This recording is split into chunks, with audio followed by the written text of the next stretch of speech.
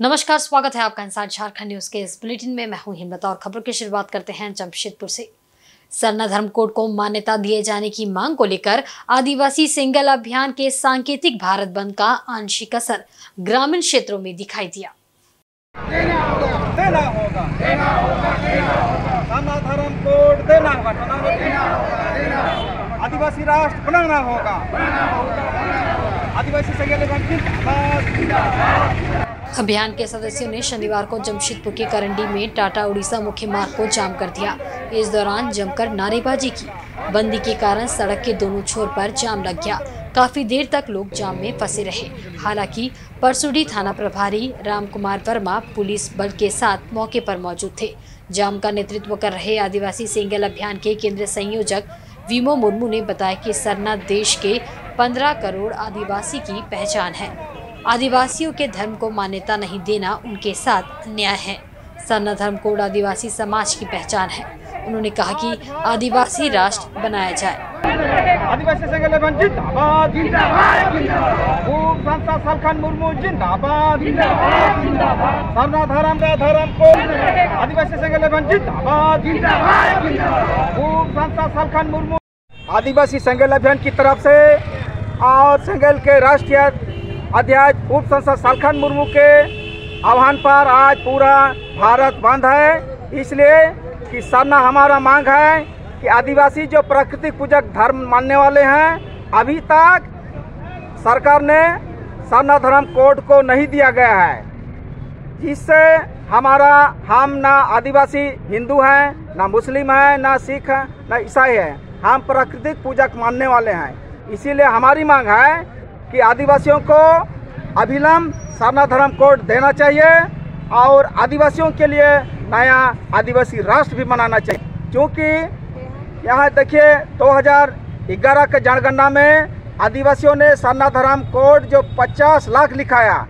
और जैन जो है 44 लाख लिखाया, लेकिन जैन को जैन धर्म मिला, लेकिन अभी तक हम लोग सरना धर्म जो प्राकृतिक पूजा करने वाले हैं, अभी तक सरना धर्म जो संवैधानिक अधिकार से हम लोग को वंचित किया गया है, धार्मिक गुलामी से हम लोग आज़ाद करना चाहते हैं। इसीलिए हमारी मांग है कि अविलंब सरना धर्म कोड को दिया जाए और आदिवासी राष्ट्र का घोषणा किया जाए। इधर सरायकेला खरसुआ जिला के ईचागढ़ प्रखंड क्षेत्र में भी सरना कोड लागू करने की मांग को लेकर पूर्व घोषित भारत बंद को सफल बनाने को लेकर आदिवासी संगठन सड़क पर उतरा। शनिवार को केंद्रीय सरना समिति के आह्वान पर विभिन्न आदिवासी संगठन के कार्यकर्ताओं ने ईचागढ़ प्रखंड क्षेत्र के डूमटान मोड़ पर हाथों में सरना का झंडा लहराते हुए सड़क जाम कर दिया। सड़क जाम करने से सिल्ली रंगामाटी सड़क पर दोनों ओर भारी वाहनों की लंबी कतारें लग गई। केंद्रीय सरना समिति, कुड़ुक विकास समिति, अखिल भारतीय आदिवासी विकास परिषद, सिंगल अभियान सहित विभिन्न आदिवासी संगठनों के कार्यकर्ताओं ने ईचागढ़, डूमटान, लावा ईचागढ़ व सिल्ली रंगामाटी सड़क को जाम कर आदिवासी कोड लागू करने की मांग को लेकर नारेबाजी की। इस दौरान आवागमन पूरी तरह से ठप हो गया। वहीं एम्बुलेंस, शादी समारोह व इमरजेंसी सेवा से जुड़े वाहनों को छोड़ दिया गया। केंद्रीय सरना समिति के सदस्य सह कुड़ुक विकास परिषद के अध्यक्ष अभिराम उरांव ने बताया कि केंद्रीय सरना समिति के आह्वान पर आज भारत बंद रखा गया है। उन्होंने कहा कि आज डूमटान मोड़ पर विभिन्न आदिवासी संगठनों द्वारा सरना कोड लागू करने की मांग को लेकर चक्का जाम किया गया। उन्होंने कहा कि हम प्रकृति के पुजारी हैं और सरना को मानने वाले समुदाय है। उन्होंने कहा कि सरकार सरना कोड लागू करे। उन्होंने कहा कि विभिन्न आदिवासी संगठनों ने आज सड़क पर उतरकर सरकार से सरना को लागू करने की मांग की और कहा कि इस संबंध में सरकार को जल्द निर्णय लेने की जरूरत है। मौके पर विश्वनाथ उरांव, राजेंद्र सिंह मुंडा, पशुपति सिंह सहित सैकड़ों लोग उपस्थित थे।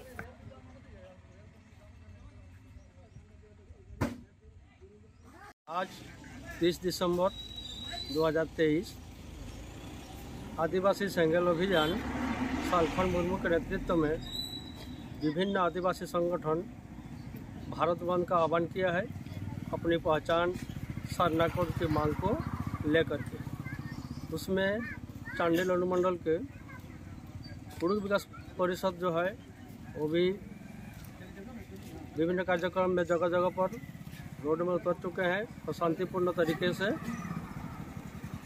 अपना प्रतिक्रिया दे रहे हैं। और अभी जैसे गाड़ी का काफिला जो है दुमटा मोड़ से इधर मिलन चौक तक, इधर टिकट उस पार तक गाड़ियों की लंबी कतार लग गई है। और आदिवासी के विभिन्न संगठन, जितने भी संगठन है पूरे भारतवर्ष में अपनी पहचान साधना कोड की मांग को लेकर के आज का कार्यक्रम भारत बंद का आह्वान किया गया है। वही आदिवासी और दलितों को अब 60 की जगह 50 की उम्र से ही वृद्धा पेंशन मिलेगा। मुख्यमंत्री हेमंत सोरेन द्वारा इसकी घोषणा किए जाने के साथ ही विरोध के स्वर भी उठने लगे हैं। दरअसल आदिवासी दलित समाज के पेंशन धारकों की उम्र सीमा 60 से 50 वर्ष कर दी गई है, लेकिन पिछड़ी जातियों को इसके लाभ से वंचित कर दिया गया है, जिसको लेकर पिछड़ी जातियों ने नाराजगी जताई है। आजसू पार्टी के पूर्वी सिंहभूम जिला सचिव कीर्तिवास मंडल ने कहा कि दुर्भाग्य है कि जिस पिछड़ी जातियों की आबादी पूरे देश और राज्य में सबसे ज्यादा है, उस समाज की पेंशन की उम्र मुख्यमंत्री हेमंत सोरेन द्वारा 60 वर्ष ही रखी गई है। इससे स्पष्ट होता है कि मुख्यमंत्री पिछड़ी जातियों के साथ पक्षपात की राजनीति कर उसे कमजोर करने का प्रयास कर रहे हैं। मंडल ने कहा कि झारखंड राज्य में पिछड़ी जातियों की आबादी अन्य जातियों की आबादी से ज्यादा है। पिछड़ी जातियों के वोट से ही झारखंड राज्य में अधिक से अधिक विधायक और सांसद चुने जाते हैं। इसके बावजूद भी पिछड़ी जातियों को दरकिनार करना मुख्यमंत्री हेमंत सोरेन की ओछी राजनीति का परिचायक है।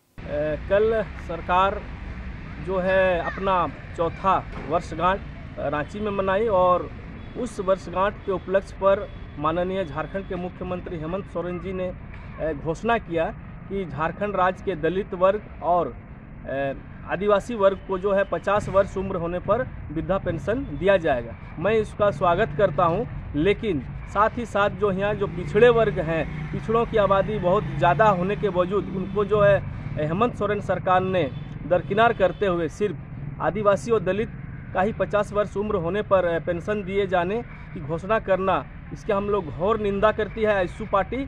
और साथ ही साथ माननीय मुख्यमंत्री हेमंत सोरेन जी पिछड़ों को कमज़ोर करने की ये साजिश रच रही है और मुख्यमंत्री हेमंत सोरेन की जो सरकार है वो पिछड़ा विरोध। इधर सरायकेला जिले में नववर्ष के आगमन को लेकर जिला पुलिस प्रशासन सड़क दुर्घटनाओं को रोकने के साथ साथ पिकनिक स्पॉटों पर लोगों की सुरक्षा को लेकर पूरी तरह से अलर्ट मोड में है।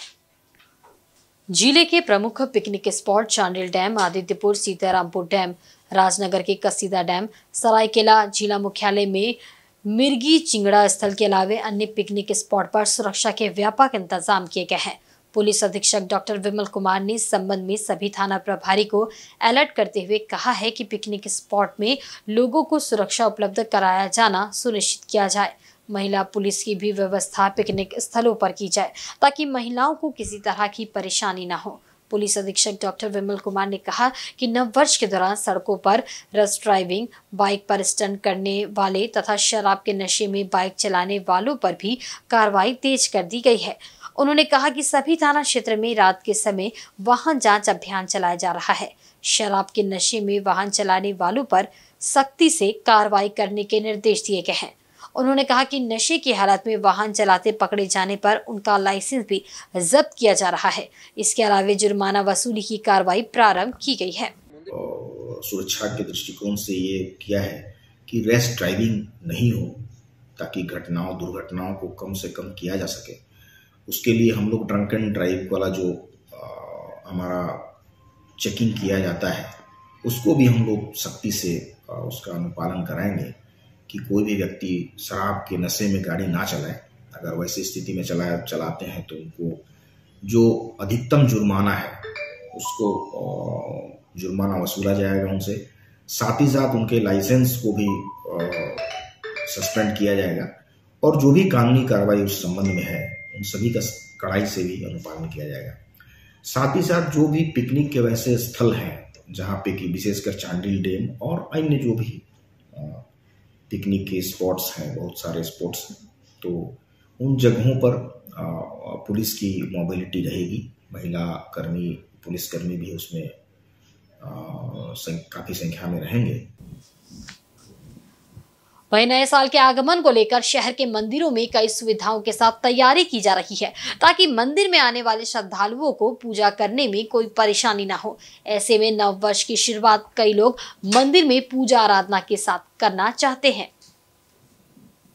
सांची के मनोकामना मंदिर में भी नए साल को लेकर अच्छी तैयारी की जा रही है। इसे देखते हुए जमशेदपुर स्थित सभी मंदिरों में विशेष व्यवस्था की गई है। प्रायः मंदिर में श्रद्धालु पूजा अर्चना के साथ नए वर्ष की शुरुआत करते हैं। मंदिर के पुरोहित का कहना है कि श्रद्धालुओं को किसी तरह की दिक्कत नहीं हो, इसकी पूरी व्यवस्था की गई है।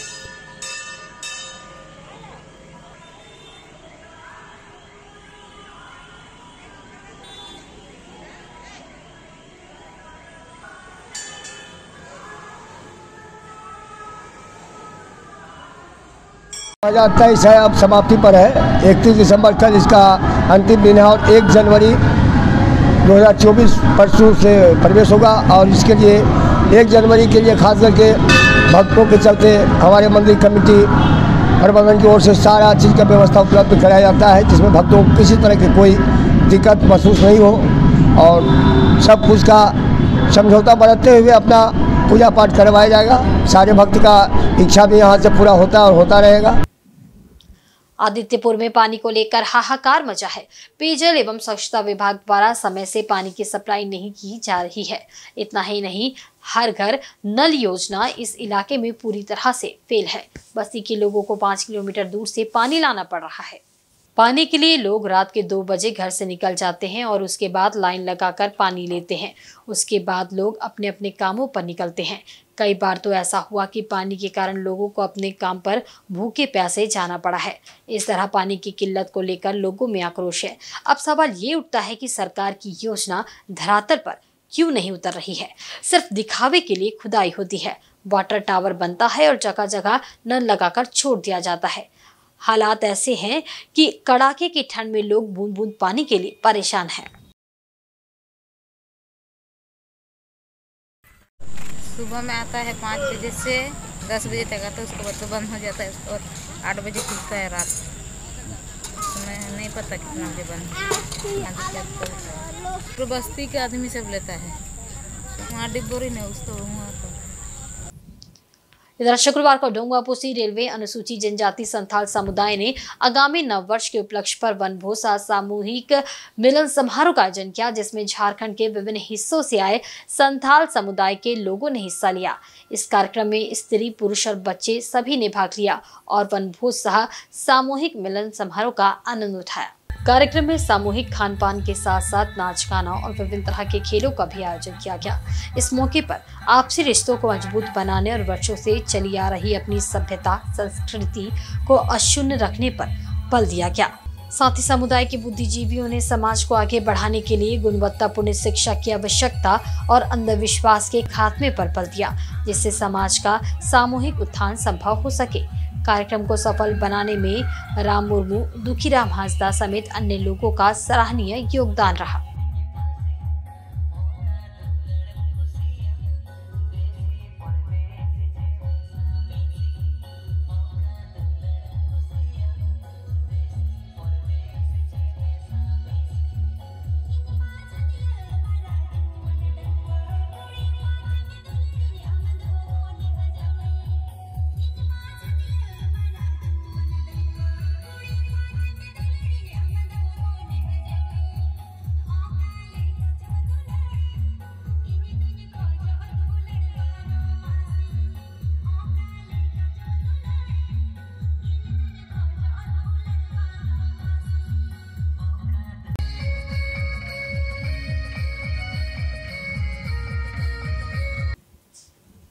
विश्व हिंदू परिषद और बजरंग दल के संयुक्त आह्वान पर कांसीडी दुर्गा मंदिर से भव्य अक्षत कलश यात्रा निकाली गई, जिसमें हिंदू संगठनों से जुड़ी सैकड़ों की संख्या में युवा शामिल हुए।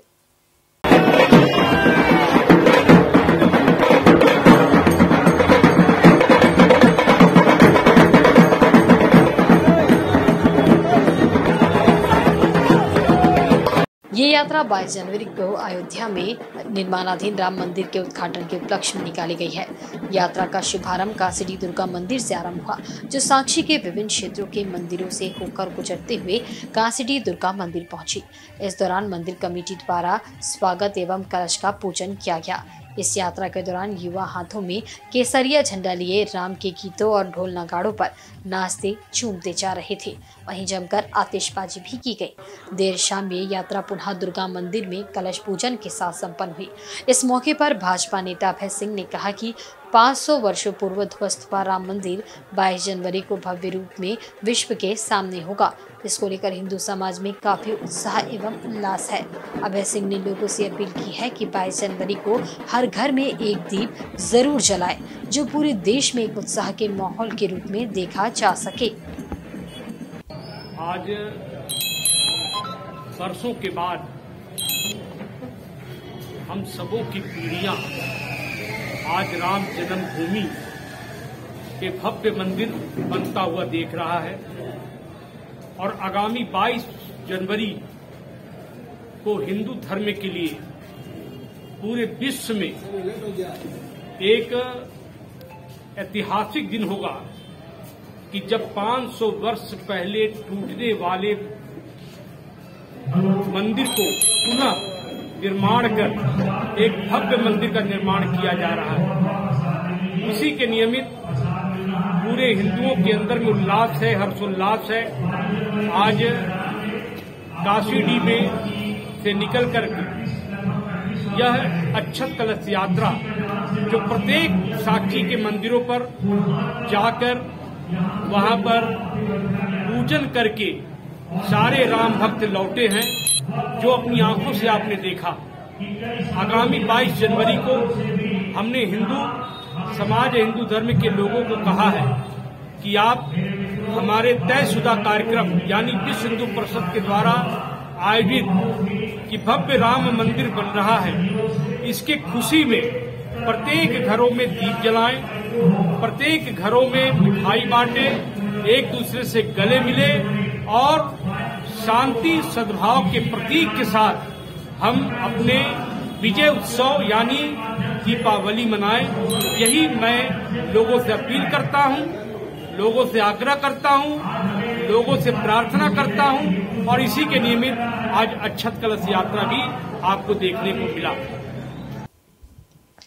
इधर 2 दिवसीय 3rd ईस्ट जोन सब junior under 14 role ball championship 2023 का आयोजन जमशेदपुर के जीआरडी स्पोर्ट्स कॉम्प्लेक्स में किया जा रहा है। 2 दिवसीय प्रतियोगिता का आज अंतिम दिन है। देर शाम पुरस्कार वितरण के साथ प्रतियोगिता का समापन होगा। यह आयोजन झारखंड रोल बॉल एसोसिएशन की ओर से किया जा रहा है, जिसमें देश भर के 5 राज्य झारखंड, असम, उड़ीसा, बिहार और छत्तीसगढ़ भाग ले रहे हैं, जिसमें 6 राज्यों से पुरुष वर्ग और 4 राज्यों से महिला वर्ग शामिल है। खेले गए प्रतियोगिता में झारखंड की महिला और पुरुष वर्ग की टीमें जीत के साथ आगे बढ़ रही है। ये प्रतियोगिता आज देर शाम विजेता टीम और खिलाड़ियों के बीच पुरस्कार वितरण के साथ संपन्न होगी। की तरफ बिहार की तरफ आते हुए और झारखंड से ज्योति, ये अभी 3rd east zone under 14 tournament हो रही है यहाँ पे। और हमारे ईस्ट जोन में आपका छत्तीसगढ़, बिहार, उड़ीसा और आसाम और हमारे झारखंड, ये सारे टीम यहाँ पे भाग ले रहे हैं, जिसका अभी हम लोग ओपनिंग करने जा रहे हैं। 3rd ईस्ट जोन अंडर 14 सब जूनियर का अभी ओपनिंग होने वाला है। ये 29 और 30 ये 2 दिन का है। ये हमारा झारखंड रोल बॉल एसोसिएशन और हमारा RBFI दोनों के ये से हमारा यहाँ ये स्टार्ट किया गया है। ये झारखंड में हो रहा है, ये हम लोग मतलब झारखंड रोल बॉल एसोसिएशन करवा रहे हैं। और चक्रधरपुर के चैनपुर स्पोर्ट्स मैदान में 3 दिवसीय स्वर्गीय अरुण मेमोरियल क्रिकेट टूर्नामेंट का आयोजन किया गया। इस टूर्नामेंट का उद्घाटन समाज सेवी सिकंदर झाबुदा ने बतौर मुख्य अतिथि के रूप में किया। उन्होंने पिच पर स्वर्गीय अरुण की तस्वीर के समक्ष फूल माला चढ़ाकर उन्हें श्रद्धांजलि दी। वहीं स्वर्गीय अरुण की आत्मा की शांति के लिए 2 मिनट का मौन भी रखा। इसके बाद क्रिकेट टूर्नामेंट का शुभारंभ किया। मुख्य अतिथि ने मौजूद खिलाड़ियों से परिचय प्राप्त किया। इसके बाद गेंद को शॉट मारकर सिकंदर जामुदा ने टूर्नामेंट का उद्घाटन किया। क्रिकेट टूर्नामेंट में पहला मुकाबला गोपीनाथपुर क्रिकेट क्लब बनाम दूध कुंडी के बीच खेला गया, जिसमें दूध कुंडी की टीम ने निर्धारित 6 ओवर में 57 रन का टारगेट दिया। लक्ष्य का पीछा करने उतरी गोपीनाथपुर की निर्धारित 6 ओवरों में केवल 52 रन ही बना सकी। इस तरह टूर्नामेंट का पहला मुकाबला दूध कुंडी की टीम ने 5 रनों से जीत लिया। इस टूर्नामेंट में पश्चिमी सिंहभूम और सरायकेला की कुल 24 टीमें भाग ले रही है। विजेता टीम को 20,000, उप विजेता टीम को 13,000 रुपए का नगद पुरस्कार दिया जाएगा। मौके पर सिकंदर जामुदा ने कहा कि ग्रामीण इलाकों में खेल प्रतिभाएं छुपी हुई है। ऐसी खेल प्रतिभाओं को मंच प्रदान करने में ये टूर्नामेंट कारगर साबित होगा, इसलिए वे आयोजकों को हर संभव मदद प्रदान करते रहते हैं। उन्होंने कहा कि खेल न सिर्फ एक मनोरंजन का साधन है, बल्कि इससे मानव शरीर और मस्तिष्क स्वस्थ रहता है। इसलिए लोगों को खेलने और व्यायाम करने के लिए समय जरूर निकालना चाहिए। टूर्नामेंट के उद्घाटन समारोह में मुख्य अतिथि सिकंदर जामुदा के अलावे अध्यक्ष श्रवण प्रधान, सचिव अनिल कुमार समेत अन्य गणमान्य लोग मौजूद रहे। और वक्त हो चला एक बहुत ही छोटे से ब्रेक का। ब्रेक के बाद खबरें और भी आप देखते रहे इंसाइड झारखंड न्यूज।